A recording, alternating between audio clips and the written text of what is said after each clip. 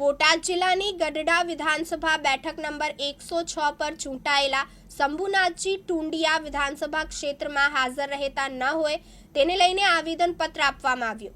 અનુસૂચિત જાતિની reserve seat પરથી ચૂંટાયેલા શંભુનાથજી ટુંડિયાએ પ્રતિનિધિ તરીકે સામાન્ય વર્ગના વ્યક્તિની પસંદગી થતા વિરોધ થઈ રહ્યો છે।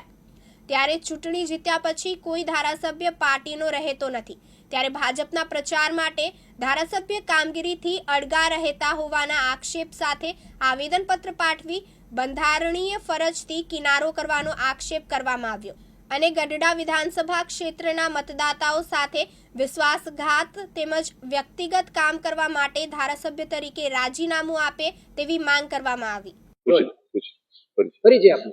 મારું નામ મંજીભાઈ સોલંકી, રાષ્ટ્રીય પછાત એકમ રાષ્ટ્રીય અધ્યક્ષ, રાષ્ટ્રવાદી કોંગ્રેસ પાર્ટીના પૂર્વ ઉમેદવાર, ગઢડા વિધાનસભા 106। મંજીભાઈ, આજે કલેક્ટર સાહેબને આવેદનપત્ર આપવા આવ્યા છે, વિગત એવી છે કે ગઢડા વિધાનસભાની મારી પાસે ચૂંટાયેલા ધારાસભ્ય શ્રી શંભુનાથ ટુંડિયાજી હવે પોતાના પાસે સમય નથી અને પોતે આખા ભારતનું ભ્રમણ કરે છે અને પાર્ટીના પ્રચાર માટે જઈ શકે છે અને છેલ્લા 2 દિવસ પછી પ્રતિનિધિ નિમા પછી 2 દિવસ પહેલા જે છે સૌરભભાઈનો જે જન્મદિવસ હોય એને માટે શંભુનાથને પાસે ટાઈમ છે પાર્ટીના પ્રચાર માટે, પાર્ટીના આદેશ અને એના કામ કરવા માટે। અને જે ગઢડા, ઉમરાળા અને વલભીપુર મત વિસ્તારના લોકોએ જે 2.5 લાખ જે મતદાતાઓ છે એ લોકોએ પોતાના મત આપ્યા પછી એમની પાસે જો સંકલન સમિતિમાં રહી અને બેસીને કામ કરવાનો સમય ન હોય તો એમને આ પદમાંથી રાજીનામું આપવું જોઈએ।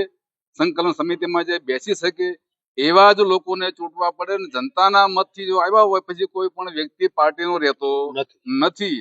મત એટલે પોતાનો અધિકાર છે, એ સ્વતંત્ર છે। અભયદાન એટલે મતદાન કહેવાય। એવા મત લઈ અને પછી મનમાની કરે એવા લોકોને પોતાના પદમાંથી રાજીનામું આપે અને ફરી ચૂંટણી આવે એવી મારી માંગ છે। ભોતાભાઈ શેખલિયા, દિવ્યાંગ ન્યૂઝ, બોટાદ।